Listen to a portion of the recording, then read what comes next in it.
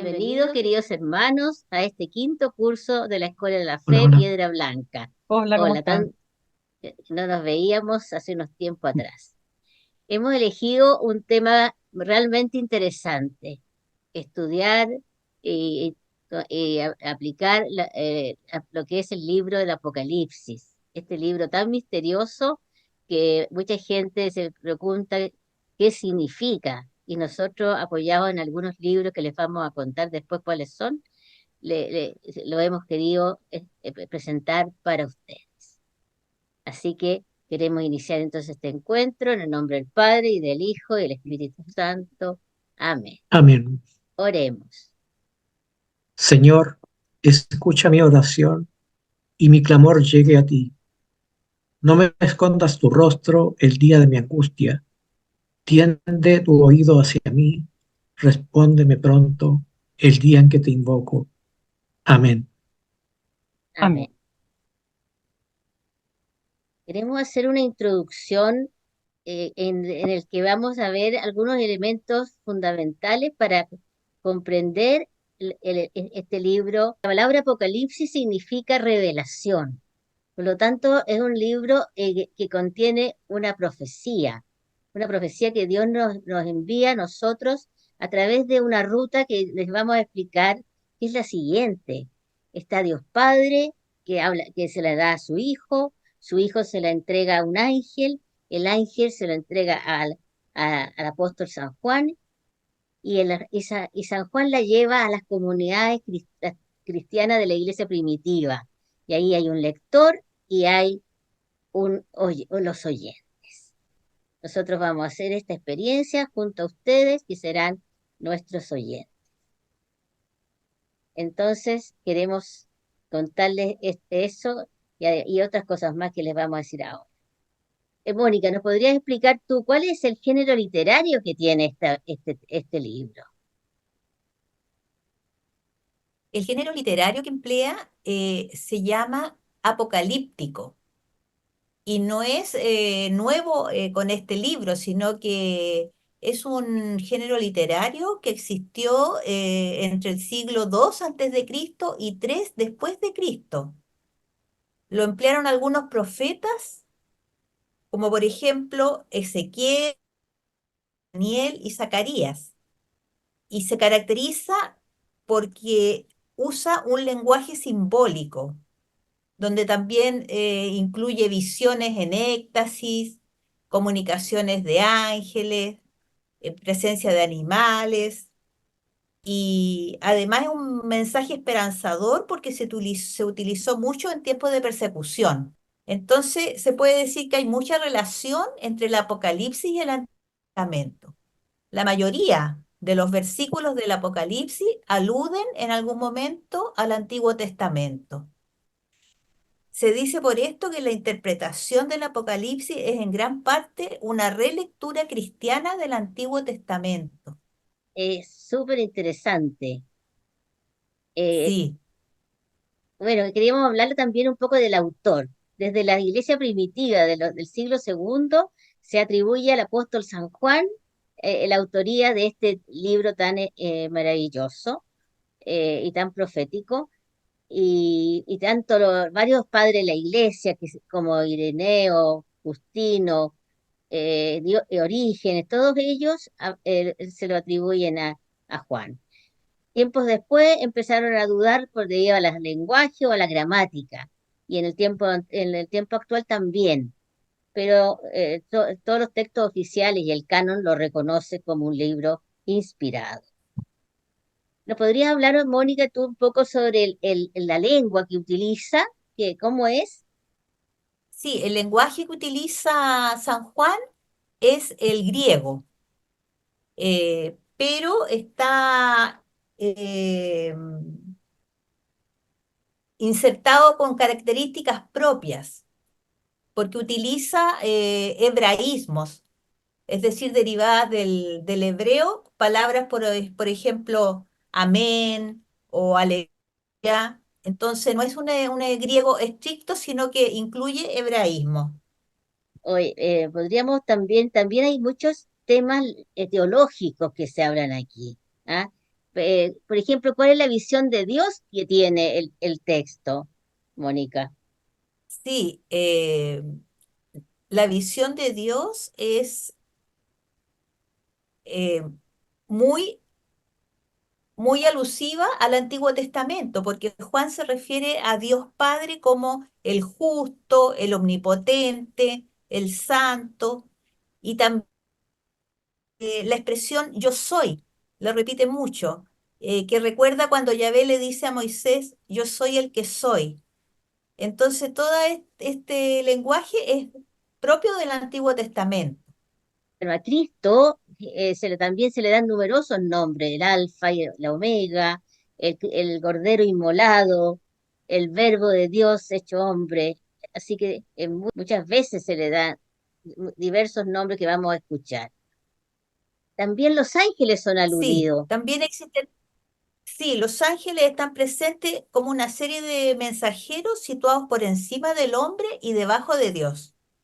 ¿Sí? Y la iglesia, sí, la iglesia tiene varios nombres que se le da, por ejemplo, la esposa de Cristo, la Jerusalén celestial, y que está en la cual las puertas son los apóstoles del Cordero. Es muy impresionante la relación que hay entre la iglesia y esta ciudad celestial que es el cielo. Hay otro tema, no sé, Mónica, que también se trata, ¿no? Me Sí, parece muy que importante muy importante en el Apocalipsis es la escatología. La escatología, eso significa el fin de los tiempos a la luz de la fe, tanto en la dimensión personal como en lo referente a toda la humanidad, el fin de los tiempos. Y esto presenta dos escenarios, vamos a ver nosotros. Uno arriba con la visión celestial en torno al trono de Dios y del Cordero, y mm, el de abajo, donde existe una lucha con los que destruyen el plan de Dios.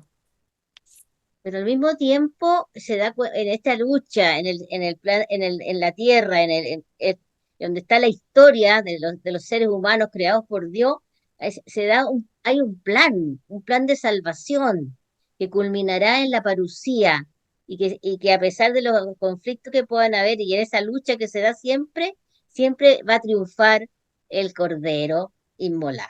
¿M? Y por último, queremos hablarle un poquito de la simbología, que es muy potente en el Apocalipsis. ¿Qué nos podrías decir tú sobre este tema? Sí, es muy importante para entender un poco el Apocalipsis, la revelación que trae, ser un poco lo que significan los simbolismos.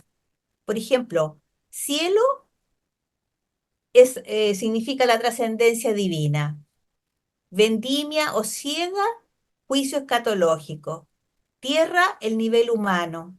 El monte Sión o Jerusalén, el lugar de salvación. Cuerno, el poder. El cordero significa Cristo. ¿Qué otros conoce usted, hermana? Por ejemplo, las bestias, los animales. Por ejemplo, hay muchísimas bestias que horribles, monstruos de siete cabezas o serpiente, que representan el mal, el dragón, ¿no es cierto? Y al contrario, los que representan el bien, la bondad, el sacrificio, que es, por ejemplo, el cordero. Y también hay otra cosa que son impresionantes, que son los números, la numerología. Sí, los números, por ejemplo, el número 7 significa plenitud. Eh, otro número que aparece mucho es el 666 o el 140.000, pero eso ya lo explicaremos más adelante su significado. También están los colores. Los colores expresan, por ejemplo, rojo significa la sangre de los mártires, el blanco significa sobrenatural o trascendente. ¿Y la naturaleza, hermana? La naturaleza también, vamos a ver numerosos hechos tremendos, cataclismos, terremotos, caídas de astros y estrellas del cielo, lo que manifiesta la grandeza de Dios, la omnipotencia de Dios, el poder que tiene Dios sobre la naturaleza. Así que yo creo que te podríamos seguir mucho tiempo en esta presentación, pero queremos solamente una pequeña sinopsis para que ustedes se den cuenta que lo que vamos a hacer va a ser lo más interesante que hay. ¿M? Así que eso sería nuestro tema para empezar a leer el Apocalipsis. Tomen sus Biblias porque vamos a leer esto que se leía en una asamblea litúrgica. Bien, Vamos a comenzar leyendo el Apocalipsis, capítulo 1, versículos del 1 al 8. Iremos leyendo cada versículo o de a dos versículos y entre medio vamos a ir comentando. Entonces, comenzamos con el versículo 1 que dice: revelación de Jesucristo, encargó mostrar a sus siervos acerca de lo que tiene que suceder pronto. La dio a conocer enviando su ángel a su siervo Juan, el cual fue testigo de la palabra de Dios y del testimonio de Jesucristo. Después dice: bienaventurado el que lee y los que escuchan las palabras de esta profecía y guardan lo que en ella está escrito, porque el tiempo está cerca. Dice aquí que se trata de la revelación de Jesucristo, porque en realidad desvela cosas que no están dichas en los evangelios, ya que estos terminan, si ustedes recuerdan, con la resurrección de Jesús. En cambio, el libro del Apocalipsis trata desde resucitado en adelante y de su manifestación al mundo. ¿Ah? Es como se dice a veces el quinto evangelio. Ahora, ¿cómo se originó esta revelación que lo explica aquí en el primer capítulo y el primer versículo? Esta revelación dice que se originó con y en Dios Padre a Jesucristo, y Él la dio a conocer a sus ángeles, y estos se la entregaron a Juan, el cual fue testigo y da testimonio de Jesucristo a la comunidad y a nosotros. Habla de lo que tiene que suceder pronto, un cambio en el estado actual de cosas, pero más que nada referido a la implantación del reino de Dios, con repercusión espiritual, más que tanto referido a una catástrofe en la naturaleza. Ahora, en la parte que dice: bienaventurado el que lee y los que escuchan las palabras de esta profecía y las guardan. El texto dice de quien lee y de quien escucha esta palabra y la guarda. Dice que serán bienaventurados, dichosos, porque entrarán inmediatamente en el reino de Dios que está cerca, es decir, que ya ha comenzado el reino de Dios. Por lo tanto, el Apocalipsis nos da un camino en el que se encuentra la felicidad. A través de este libro, Juan pone en una oración comunitaria, activa y constante, en medio de una asamblea litúrgica que ora, y que es la asamblea cristiana incipiente. Ora en diálogo. Hay un lector que presenta a la asamblea un mensaje entregado al evangelista Juan, y la asamblea va respondiendo. Ahora, si escuchamos al lector que entrega el mensaje y seguimos a la asamblea que responde, esta oración también es nuestra oración. Entonces, bueno, veamos ahora aquí cuando lee el lector y cómo la asamblea responde. ¿Ah? Entonces, veamos aquí cuando el lector dirige un saludo de bendición. Juan a las 7 iglesias de Asia. Gracia y paz a vosotros de parte del que es, el que era y ha de venir, de parte de los 7 espíritus que están ante su trono, y de parte de Jesucristo, el testigo fiel, el primogénito de entre los muertos, el príncipe de los reyes de la tierra. Al decir, bueno, las 7 iglesias, quiere representar en forma genérica a las diversas comunidades, porque las iglesias en Asia eran muchas más que 7. Dice 7 porque 7 es un número simbólico, como explicó antes Mónica, que significa plenitud y totalidad. Es como decir, escribo a todas las iglesias. Por lo tanto, está referido a toda la iglesia en cualquier tiempo, lugar, cualquiera sea la comunidad. Puede ser una comunidad actual, puede sentirse identificada, y todos nosotros también, porque estamos comprendidos e implicados. ¿Mm? Y cuando dice gracia y paz a vosotros de parte del que es, que era y que ha de venir, que leyó Emilio, ahí se menciona la Trinidad, a Dios Padre, el que es, era y ha de venir, enfatiza el yo soy, que es el Dios eterno, también dice Jesucristo como el Hijo de Dios, y al decir los 7 espíritus, hace referencia al Espíritu Santo en su plenitud. Ahora, también hay la parte que dice el príncipe de los reyes de la tierra, el que nos ama y nos ha librado. Hace presente el señorío universal de Cristo como el príncipe de los reyes de la tierra. Así Dios ya no es alguien lejano, inaccesible, sino que es uno que viene, que se hace presente e irrumpe en la historia del mundo.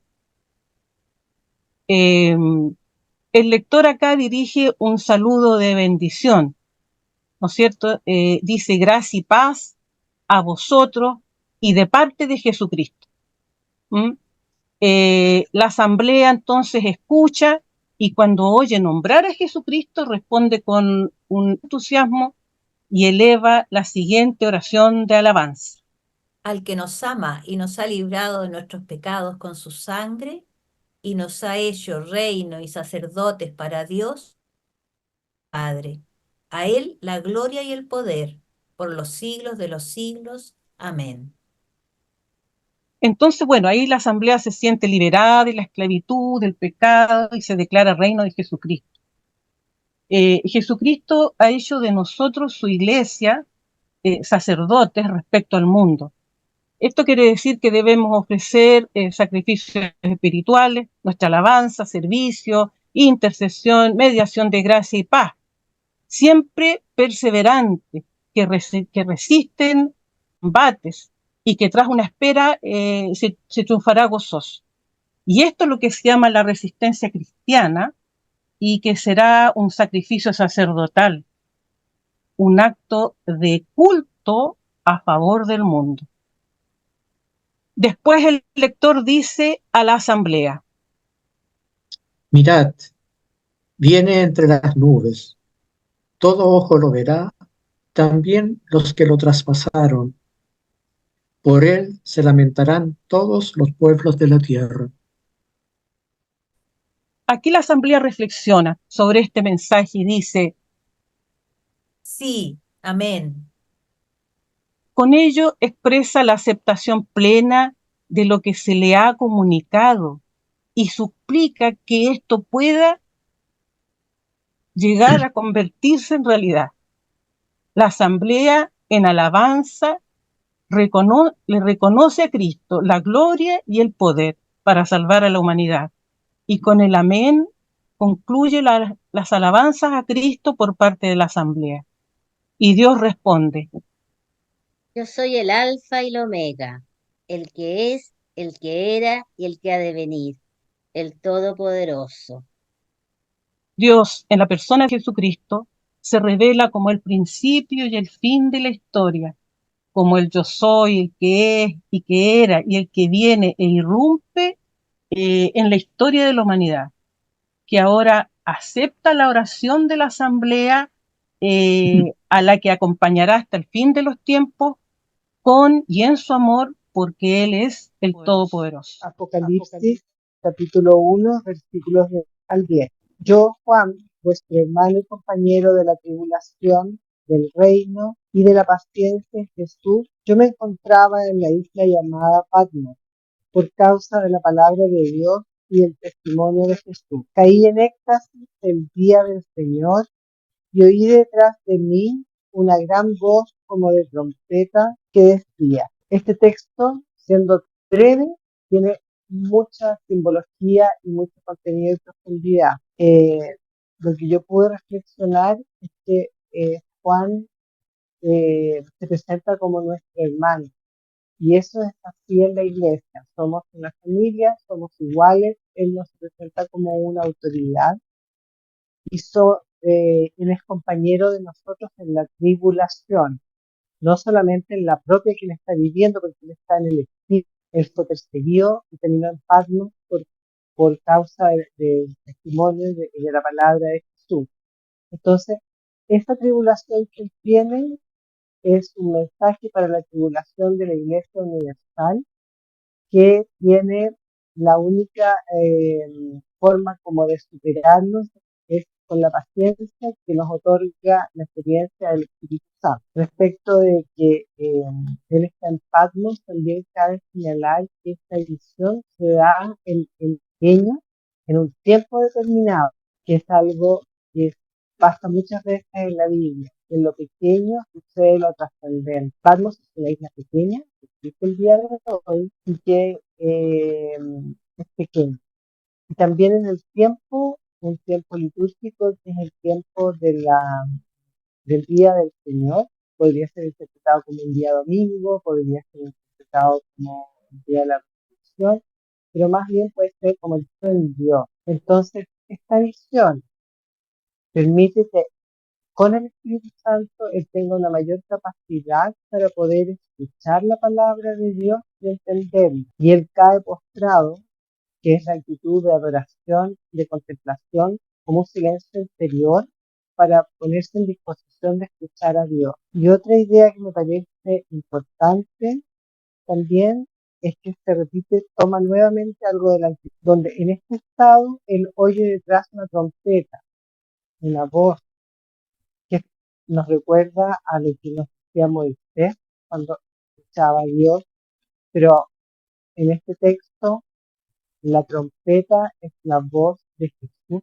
resucitado. Entonces, eso es lo que yo pude ver en este texto, básicamente. Gracias, Consuelo. Escuchemos la continuación de este capítulo 1.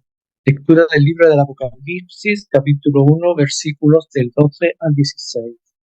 Me volví a ver qué voz la que me hablaba, y al volverme vi 7 candeleros de oro, y en medio de los candeleros, como un hijo de hombre, vestido de una túnica talar, ceñido al talle con un ceñidor de oro. Su cabeza y sus cabellos eran blancos como la lana blanca o la nieve, sus ojos como llama de fuego, sus pies parecían de metal precioso acrisolado en el horno, como voz de grandes aguas. Tenía en su mano derecha 7 estrellas, y de su boca salía una espada aguda de 2 filos, y su rostro como el sol cuando brilla con toda su fuerza. En estos versículos vemos cómo el vidente contempla un personaje misterioso, una figura humana. El Mesías asume sus funciones de juez escatológico.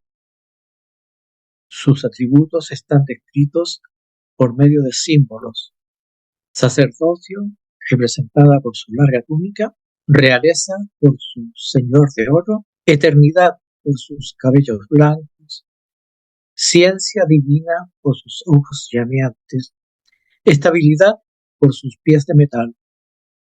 Aparece en medio de 7 candelabros de oro, y estos candelabros son las 7 iglesias. Descripción de la cabeza. Se inspira y aplica a Jesucristo la visión del anciano de largos días del profeta Daniel. Se insiste en el color blanco típico de la resurrección. La metáfora de los ojos como llama de fuego destaca el poder de conocimiento del Señor, su penetrante mirada que todo lo ve y lo sondea. Los pies y la voz. El Señor está de pie y no se tambalea. No es como aquella frágil estatua con los pies de barro de Daniel 2, del 31 al 36. Sobre su fuerza se apoya la debilidad de la iglesia. La voz de Jesucristo se compara a la voz de Dios, que es también voz de aguas torrenciales. Se subraya la verdad y la potencia de la palabra de Jesucristo. Mano, boca y rostro. En su mano derecha sujeta 7 estrellas, que simbolizan la iglesia inmortal. De su boca sale una espada de doble filo. La espada es, conforme a una larga tradición bíblica, el símbolo de la palabra de Dios. La imagen es todavía amplificada, es afilada de doble filo. Se describe la fuerza y el motivo de la palabra de Jesús. Su rostro, resplandeciente como el sol, es el Cristo glorioso de la transfiguración. Gracias, Emilio. Qué maravillosa visión. Lectura del Libro del Apocalipsis, capítulo 1, versículos 17 al 20. Cuando lo vi, caí a sus pies como muerto. Él puso su mano derecha sobre mí diciendo, no temas, soy yo, el primero y el último, el que vive. Estuve muerto, pero ahora estoy vivo por los siglos de los siglos, y tengo las llaves de la muerte y de Hades. Escribe pues lo que has visto, lo que ya es y lo que va a suceder más tarde. La explicación del misterio de las 7 estrellas que has visto en mi mano derecha y de los 7 candeleros de oro es esta. Las 7 estrellas son los ángeles de las 7 iglesias y los 7 candeleros son las 7 iglesias. Es muy impresionante que después de esa visión celestial de Cristo en la gloria que Emilio nos ha leído, el vidente Juan cae como muerto, impresionado. Y la voz de Cristo le dice, no temas, soy yo el que vive. Y nos lleva a la visión de Cristo, Cristo que se hace hombre y es crucificado en la tierra, pero resucita y ahora es el Señor él dice, soy el primero y el último, el que vive. Estuve muerto, pero estoy vivo por los siglos de los siglos. Tengo las llaves de la muerte y del Hades. O sea, tengo las llaves, soy el Todopoderoso, el que tengo el poder de la salvación de todos ustedes, los que están aquí en la tierra. Y anuncia lo que ha de venir. Como toda profecía, las profecías tienen un papel no solamente para el presente, sino que para el futuro inmediato y para el fin de los tiempos. Y esto es lo que nos anuncia en este instante este texto maravilloso. Y en la última parte nos dice que las 7 estrellas son los 7 ángeles. Y en algunas explicaciones se dice que esos son los 7 obispos de las 7 iglesias, que anuncia, por supuesto, como decía la Susana, nos dice que son todas las iglesias de la Iglesia Universal que anuncia en este texto. El número 7, el número de la plenitud. Capítulo 1, versículo 11. Lo que veas, escríbelo en un libro y envíalo a las 7 iglesias. A Éfeso, Esmirna, Pérgamo, Tiatira, Sardes, Filadelfia y la Odisea. Juan recibe en una visión esta misión, ¿cierto?, de escribirle a las 7 iglesias lo que Cristo decir. Son cartas que van escritas como en primera persona a todas las iglesias y son escritas por Cristo. Él es el que escribe, Él es el que habla. Y también, tanto como a las 7 iglesias, debemos tomarlo como que es un mensaje para la iglesia de hoy día, para la iglesia de cada momento. Las cartas tienen todas Primero, Cristo se presenta y se da distintos títulos a sí mismo en las distintas cartas. Eso lo vamos a ver más adelante. Por ejemplo, dice el que tiene las 7 estrellas, el primero y el último, el que murió y ha vuelto a la vida, el que tiene la espada aguda de 2 filos.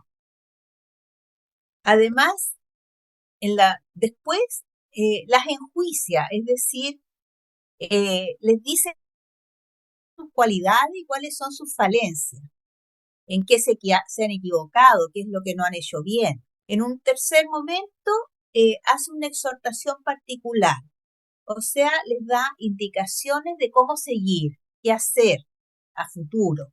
Luego viene una exhortación general, donde él les dice, el que tenga oídos, oiga lo que el Espíritu dice a las iglesias. Les da también alguna instrucción, si quiere. Y por último les promete un don, un premio, que es una promesa escatológica a los que han sido perseverantes y fieles. Entonces a todas estas iglesias les ofrece, por ejemplo, Al vencedor le daré maná escondido y una piedrecita blanca. O al vencedor le daré del árbol de la vida. O nos de la segunda muerte. Todas tienen un esquema común que más adelante también vamos a revisar y ese es el mensaje, esa es la principal tarea entonces de Juan en este momento, de escribir estas cartas. Gracias. Yo creo que han sido todas unas lecturas muy importantes para manifestarnos esto de la presencia de Cristo en la gloria y cómo Él se quiere comunicar con las iglesias universales, con la iglesia de todos los tiempos. No sé si antes de la última parte de nuestro taller de hoy, les gustaría decir algunas conclusiones de este tema, de este primer tema, algún aporte, algo que les haya llamado la atención. Yo creo que centrarse en el Cristo, siempre con la mirada en el Cristo resucitado, glorioso. A mí me llama la atención la referencia a los textos apocalípticos del Antiguo Testamento, especialmente Daniel. Sí, sí, súper interesante. A mí me envía la simbología de, por ejemplo, las cosas que dijo Emilio sobre lo que significaba cada una de las descripciones. Es muy, muy bonito, muy impresionante. Muy impresionante. ¿Consuelo? Sí, a mí me parecía inicialmente, antes de estudiar el Apocalipsis, que era como el término de la vida terrenal solamente, como que lo veía desde el miedo. En cambio, me llevó al Apocalipsis como una invitación a una esperanza en nuestra oración, cómo podemos mantenernos como asamblea orante y Dios nos sigue escuchando, seguimos siempre en contacto. No hay oración inútil, digamos. Sí. Y otra cosa que fue muy importante fue el haber dialogado como asamblea y como lectores, así como se hacía en la iglesia primitiva, en la primera exposición que hizo Susana. Y era realmente como se hacía. Mientras un lector leía, la asamblea respondía alabando al Señor presente en medio de ellos. ¿Mm? Sí, ha sido súper interesante. Por eso los invitamos a todos ustedes a seguir con nosotros este curso que realmente va a ser fascinante. Queremos contarles que estamos utilizando dos textos base. Uno de ellos es de un autor italiano que se llama Ugo Bani, que se llama Apocalipsis. Una asamblea litúrgica interpreta la historia.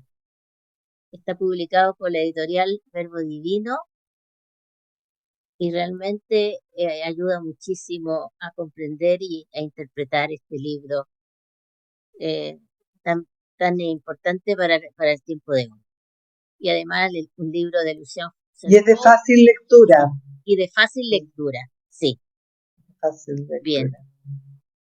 La última sección de esta primera clase es mostrarnos unos anhelos del alma.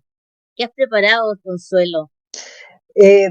Nosotros partimos anteriormente haciendo las tareas del alma, los testimonios del alma en otros videos y ahora, en esta ocasión, anhelos del alma, como algo profundo de nuestra alma que tiende a mantenerse en contacto con este Dios eterno, o sea, es un anticipo lo que vamos a hacer de lo que va a ser la eternidad en comunicación permanente con Dios en el reino. Entonces, estos anhelos del alma parten hoy día con un video breve del Papa Benedicto que nos muestra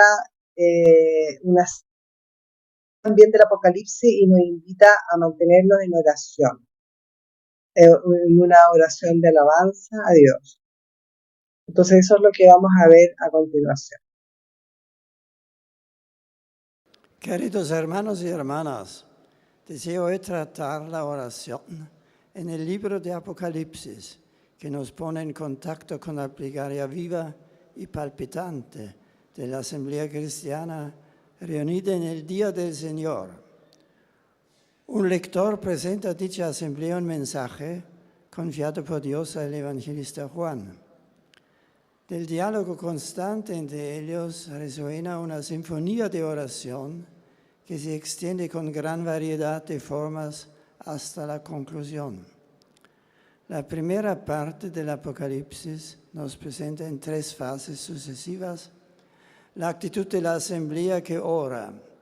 La primera pone en evidencia que la oración debe ser ante todo alabanza a Dios por su amor, por el don de Jesucristo, que da fuerza, esperanza y salvación. La segunda fase asevera que la oración profundiza la relación con Jesucristo, asumiendo gradualmente una actitud contemplativa. Y la tercera fase señala que la Iglesia en oración, acogiendo la palabra del Señor, se transforma y recibe aliento para el arrepentimiento, la conversión, la perseverancia, el crecimiento en el amor y la orientación para el camino. Bueno, después de haber escuchado este testimonio del Papa Benedicto XVI acerca de cómo orar con el Apocalipsis, queremos invitarlo a participar con nosotros. ¿Quieren saber ustedes exactamente qué dicen las cartas que Dios Padre, a través de Cristo Jesús, le entregó al vidente Juan? No se pierdan el próximo capítulo, que va a ser tan fascinante como este. Y también aprovechen de suscribirse a nuestro canal, Escuela de la Fe Piedra Blanca, que ya lleva 5 cursos que hemos subido, y este año estamos subiendo el Apocalipsis y también la Iglesia medieval, luces y sombras. Para terminar este encuentro tan interesante del tema número 1 del Apocalipsis, oremos. Señor, oramos por los bienaventurados quienes leen y escuchan las palabras de este libro, porque serán felices, porque entrarán inmediatamente en tu reino que está cerca, es decir, ya ha comenzado. Y serán felices porque te reconocerán, Señor, que vienes a reinar. Y serán felices porque te aceptarán, Señor, como a su Rey. Y cuando te vean, te acogerán con alegría. Lo pedimos por nuestro Señor Jesucristo resucitado, glorioso, Alfa y Omega, el testigo fiel, el primogénito de entre los muertos, el príncipe de los reyes de la tierra, el que nos ama y nos ha librado de nuestros pecados con su sangre y nos ha hecho reino y sacerdotes para Dios, su Padre. A él la gloria y el poder por los siglos de los siglos. Amén. Amén. Los invitamos a ver este hermoso programa en los próximos días, y, y ya nos contarán sus opiniones. Hasta pronto.